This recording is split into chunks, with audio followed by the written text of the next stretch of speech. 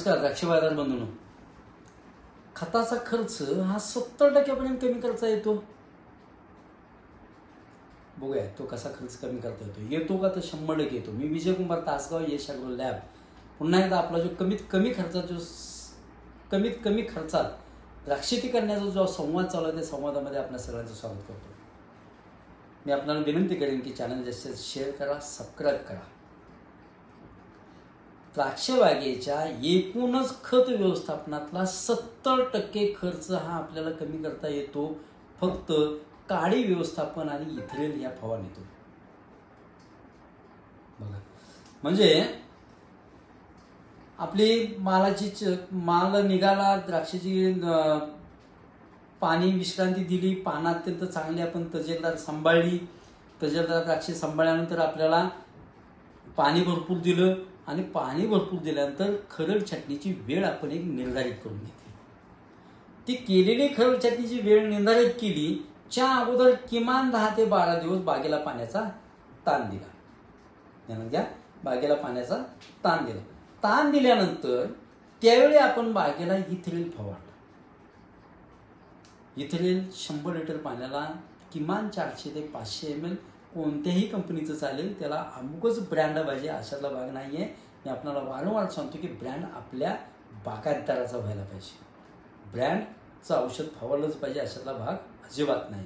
बागायतदार बंधूंनो, असं आणलेलं इथेनॉल एकरी किमान 300 ते 400 लिटर पाणी ह्या छाटणीला जर आपण फवारलं म्हणजे 1.5 ते 2 लिटर इथेनॉल आपल्याला लागेल. 1 लिटर पाणी 5 ml जर फवारलं आपण तर असं फवारायचं. इथेनॉल जर फवारलं आणि त्यानंतर बागेला जर पानगळ करून घेतली आणि निर्धारित केलेली जी छाटणी आहे त्याच्या अगोदर 3 ते 5 दिवस बागेला पाणी भरपूर दिलं आणि मग पानगळ झाली, तिथे काय पानं काढायची आवश्यकता नाही, डायरेक्ट छाटणी आपण घेऊ शकतो.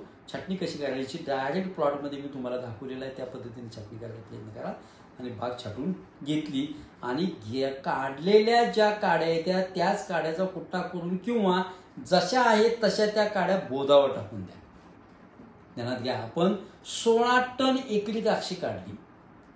4 टन आपण जे काडी म्हणजे गेल्या वर्षीची मदर केन, यंदाची डॉटर केन, ही पाला पाचोळा, त्यातल्या पाल्यापासून सुद्धा अत्यंत चांगलं खत आपल्याला मिळतं.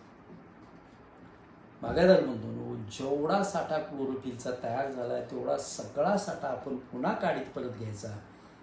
त्या काड्यात छाटल्यानंतर त्या स्टेममध्ये म्हणजे खोडात आणि ओलांड्यात ते सगळं जातं. त्या काड्या छाटा, त्या काड्या छाटलेल्या पुन्हा त्या बोधात टाका. अशा पद्धतीनं जर आपण इथेनॉल आणि छाटलेल्या काड्या त्या बागेत गाडल्या किंवा बोधावर टाकून दिल्या तरी सुद्धा आपल्याला किमान, जास्तीत जास्त विशेष वेगळा आहे, किमान 70% खताची मात्रा पुढच्या आपल्या वाचतात. हे आम्ही गेली 8-10 वर्ष झालं बघतोय. बऱ्याच बागायतदारांचे आपण तसे प्रयत्न केले. तसा एक रिसर्च पेपर सुद्धा आपण पब्लिश केलाय. तो रिसर्च पेपर सुद्धा मी युट्यूबला देतोय. बागायतदार बंधूंनो, ह्या पद्धतीनं आपण काम करत जर गेलो तर मला सांगा कमीत कमी खर्चात द्राक्ष बाग येते की नाही. ह्यासाठी ही जी मी आता इथेनॉलची छोटीशी ट्रिक सांगितली ती वापरण्याचा प्रयत्न करा. इथेनॉल फवारावं कसं हे मी नेमक्यापणानं तुम्हाला दुसऱ्या व्हिडिओमध्ये सांगण्याचा प्रयत्न करतो. कारण त्याचा pH, त्याचा पाणी, त्या पाण्याची TDS, हार्डनेस, हे सगळे या विषयावर मी आपल्याशी संवाद साधण्याचा प्रयत्न करेन. तोपर्यंत मी पुन्हा एकदा विनंती करेन, चॅनल जास्तीत शेअर करा, सबस्क्राईब करा आणि आवडला तर नक्की लाईक करा आणि काही कमेंट असतील तर नक्की कमेंटही करा. धन्यवाद.